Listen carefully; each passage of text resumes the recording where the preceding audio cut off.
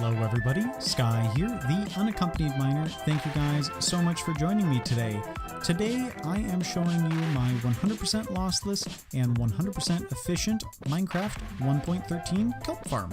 This farm is super scalable, meaning you can make it as big or as small as you want. I've got an example of a 18 wide module stacked 5 high, and over here I've got a single slice which is fully functional.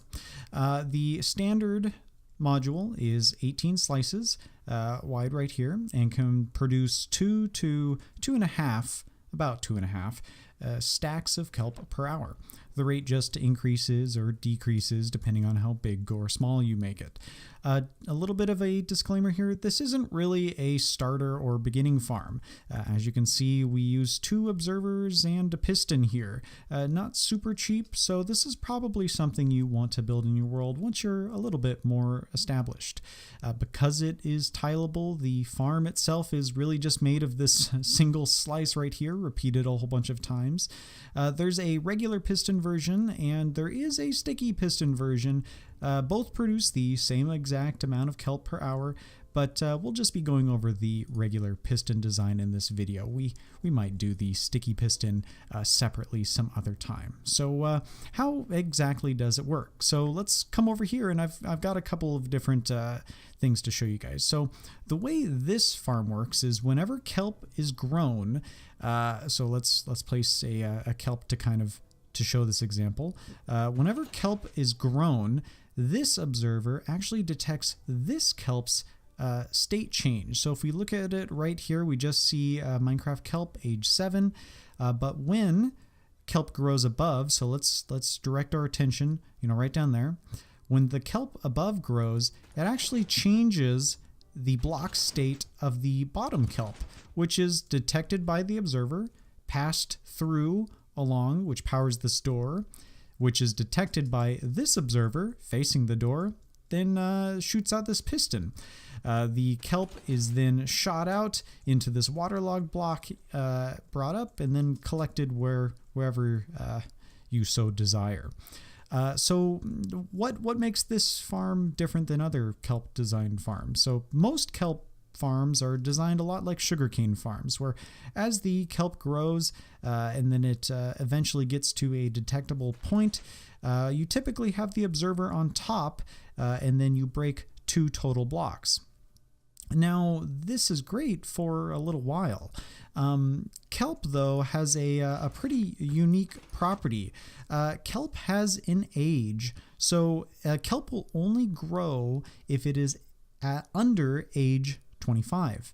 So 24 or below, it will have a chance to grow once it's random ticked. The downside with these farms that count too high from the bottom kelp is that eventually you're going to get to a point where this kelp that's at the level of the piston actually hits age 25. This kelp will never grow again by itself. You either have to place another kelp on top to reset the age, or you need to break that kelp.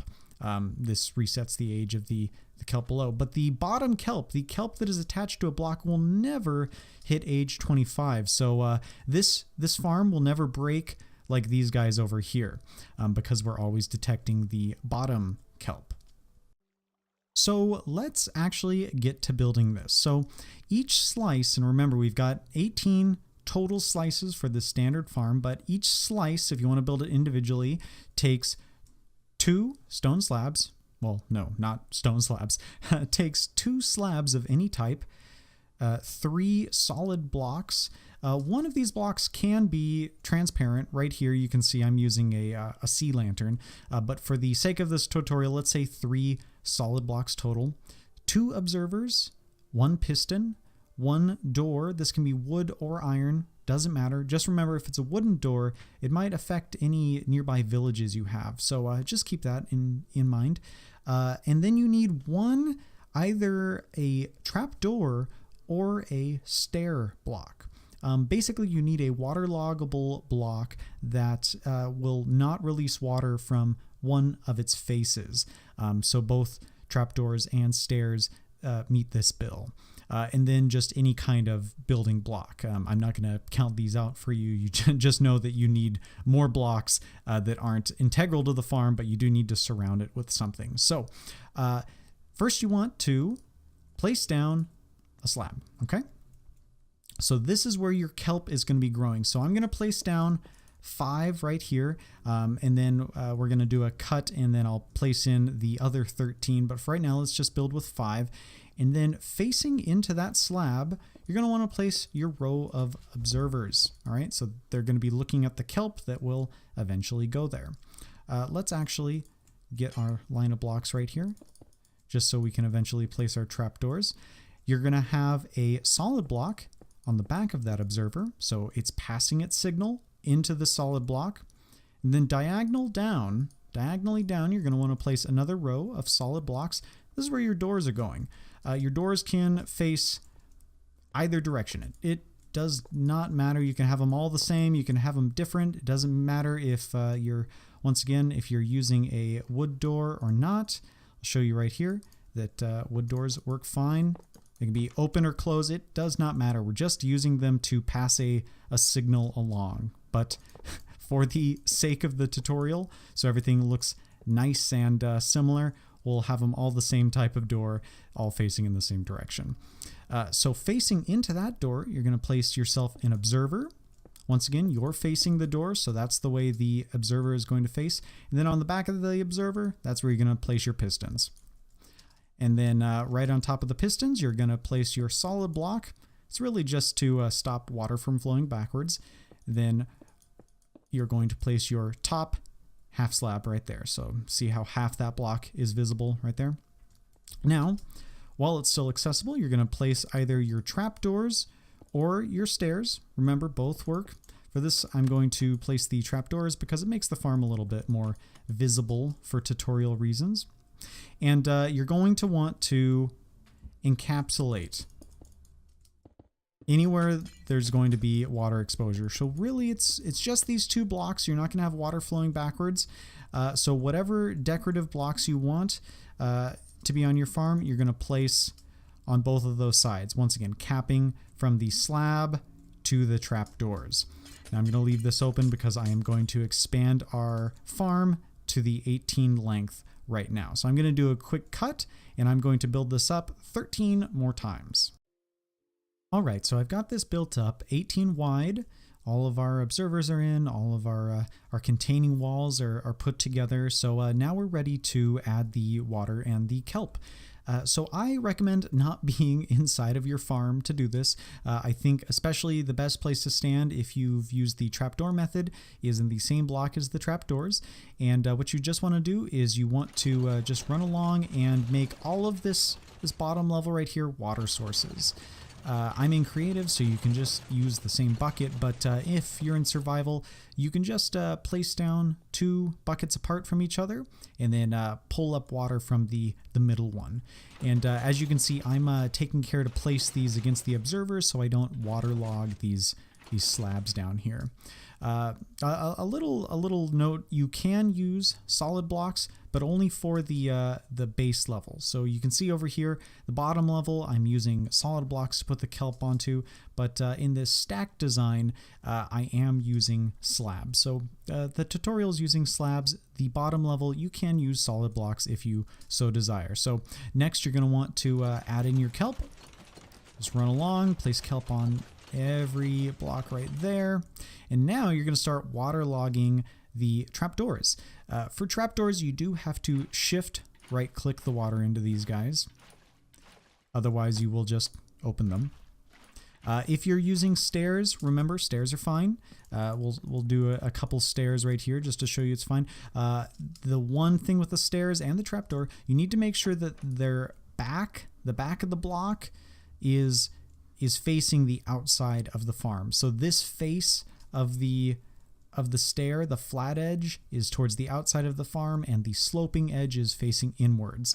And you can waterlog these all the same. They work just as well, if not better. I don't exactly know, but I know that both work absolutely fine. I'm going to, just for the sake of everything being the same, I am going to turn these to trapdoors. Oop. There we go. Everything's good. So now that you've got that that row of waterlogged trapdoors in, now you just waterlog these top slabs. So you just click on each of these, waterlog, and just go along like so. There we go.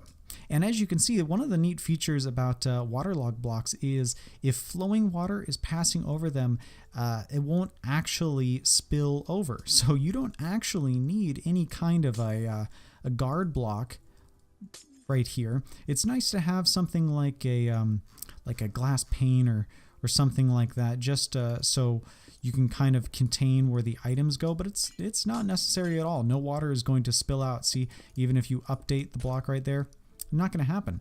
So this is actually your farm completely finished. The only other thing you'd really need to do is add some sort of a collection system or something like a water stream. I do prefer water streams rather than an entire row of hoppers. Saves a lot of resources. So I'll just kind of show you what a basic setup would look like here. So you just want to get some sort, actually you don't even need this block, let's just dig down. You'd want to get some sort of channel for the water to pick up all of the blocks. You just plop down a water bucket right there and a water bucket right there on the other side. It's going to bring it into a 2 wide area right here, and then you can just get yourself a couple of hoppers and a chest, a pair of chests to go into right here. So let's go like this, punch those guys out. Wait, I want you together. There we go. And then hoppers facing into the back of them, and that's your entire system. Let's turn our tick speed up to 30, see if we can get any kelp growing. Oh, we've got some kelp shooting out. So this is where those glass panes would come into play here. So let's just get some kind of block right here. You can use fences for this. You can use iron bars, just anything that's a half block that's not going to prevent the items from slipping through. So now we've got all of them being caught. So, oh, there's one right there. And as you can see, it's being collected by the hopper. So this is basically what your farm would look like. And if you guys want to see how to stack it, we can do that right now. So basically, if you want to stack the farm, you're just going to be using this as your starter block. So you're borrowing the slab from below, placing everything just like it was before.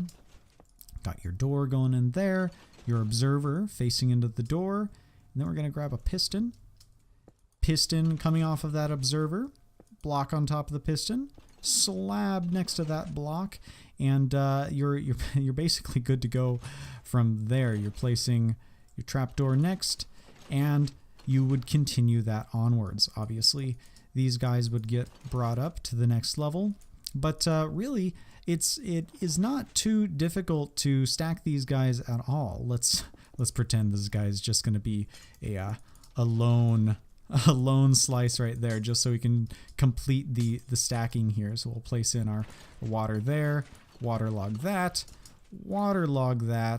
Oh, don't. And we'll close it off. So that's completely stacked now. If we put a glass pane, any kelp that grows from there, let's see if we get lucky. Let's turn the tick speed up just so we don't have to wait. There we go.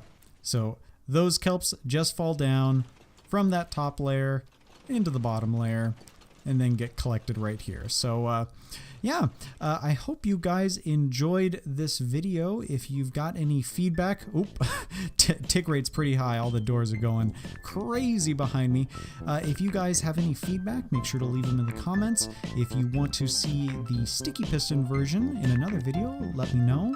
And I will see you guys all in the next tutorial. Goodbye.